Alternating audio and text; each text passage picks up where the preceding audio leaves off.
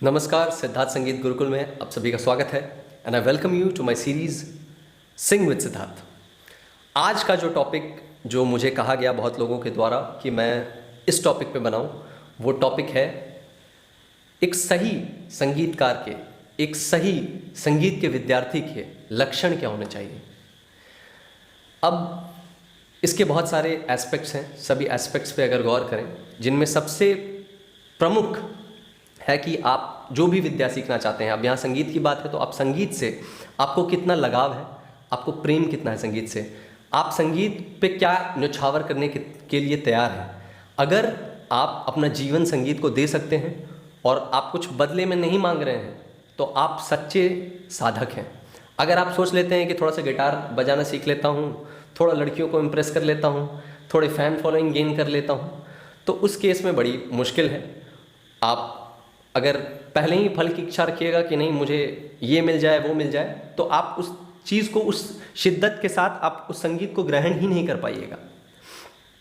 तो सबसे पहला प्रमुख एस्पेक्ट कि आपको संगीत से निस्वार्थ प्रेम होना चाहिए। दूसरा जो सबसे इम्पॉर्टेंट एस्पेक्ट है, गुरु वंदना।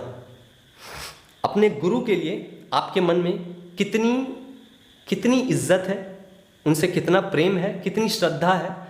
अगर आप गुरु से सीखते हैं और पीठ पीछे उनकी बुराई कर रहे हैं या उनकी कमियां हैं, उन्हीं की कमियां निकालने हैं आप बैठ गए, तो आपको तो नमन है। और ऐसे शिष्य कभी भी अच्छे साधक, अच्छे संगीतकार नहीं बन सकते हैं।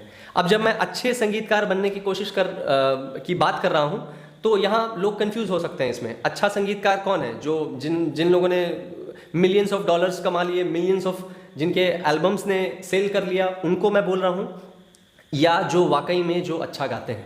क्योंकि आप भी जान रहे हैं आजकल किस तरीके के गाने चल जाते हैं मार्केट में, जिनको एक बहुत ही कैसे श्रेणी के लोग सुन रहे हैं। बड़ी दुखद बात है और किसी का नाम लेना उचित नहीं है, तो इसीलिए किसी का नाम लेके नहीं बताऊंगा। बहरहाल आप लोग सब लोग समझ गए होंगे कि मैं किन गानों की बात कर रहा हूँ, जिन गानों में कोई अर्थ नहीं है, कोई साहित्य नहीं है, ट्यून रटी रटाई, जैसे नर्सरी राइम है वैसे ट्यून बना के पूरा म्यूजिक भर के गाना चला देते हैं और वो गाना सुपर डुपर हिट हो जाता है और घर घर में बजता है। बच्चे छोटे छोटे बच्चे उस पर डांस करते हैं।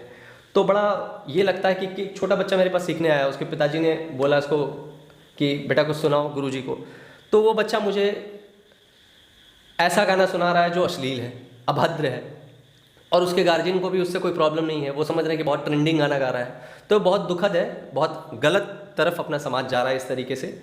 तो ये बहुत इंपॉर्टेंट है कि आप साधना में अगर हैं, लीन हैं, आप गुरु वंदना आपके अंदर ज़रूर होनी चाहिए। जो आपको गुरु बोल रहे हैं उस चीज़ को फॉलो कीजिए। गुरु की इज्जत आप सिर्फ उनके पैर छू के प्रणाम कर लिया या उनकी आपने चाटुकारिता में आप उनकी तारीफ किए जा रहे हैं, उससे भी नहीं होता है।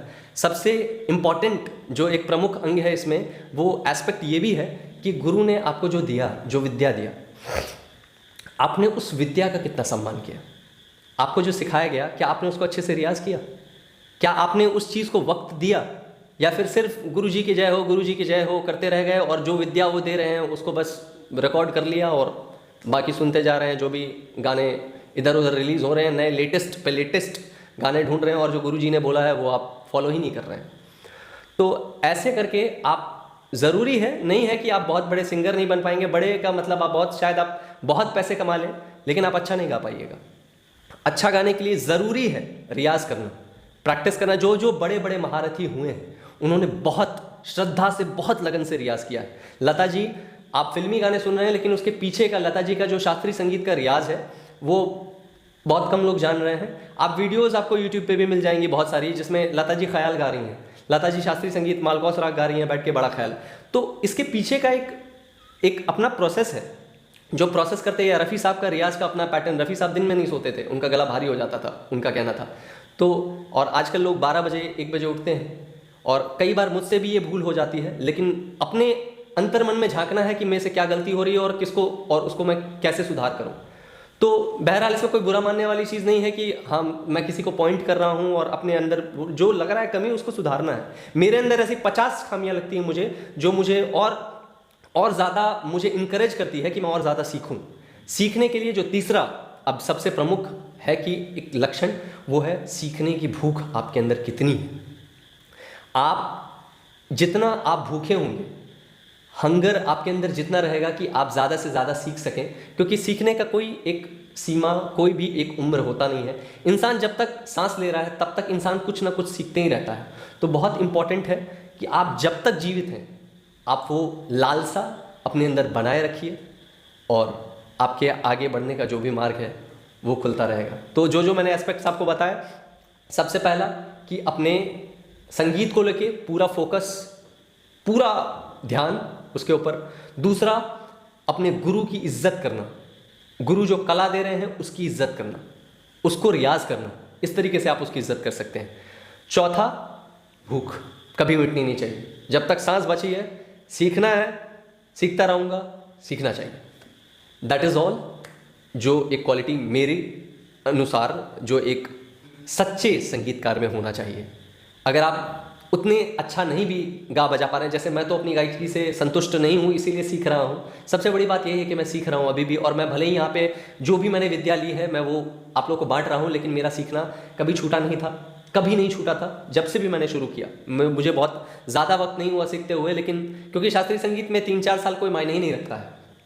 लेकिन जो बड़ी बात है वो ये है कि मैंने सीखना छोड़ा कभी नहीं और मैं सीखना कभी छोड़ूंगा भी नहीं। तो ये सारी चीज़ें, क्वालिटीज़ आप अपने अंदर देखिए कि है या नहीं। अगर नहीं है तो कोशिश कीजिए कि इसको अपने अंदर लाइए। नमस्कार।